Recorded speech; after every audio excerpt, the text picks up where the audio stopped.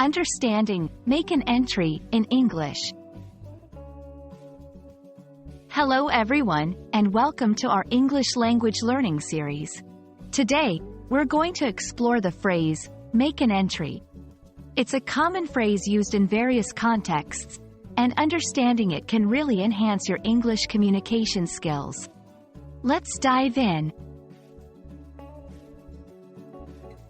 Make an entry typically means to enter a place or situation in a noticeable way.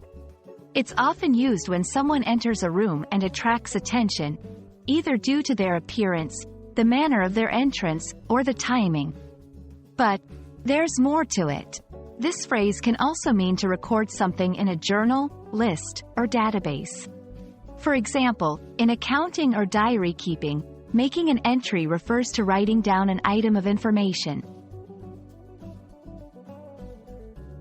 1. Social context. Imagine someone walking into a party wearing a stunning outfit and everyone turns to look. That's making an entry in a social setting. 2. Professional context. In a business meeting, if someone brings up a significant point that changes the course of the discussion, they are said to make an entry into the conversation. 3. Record-keeping context.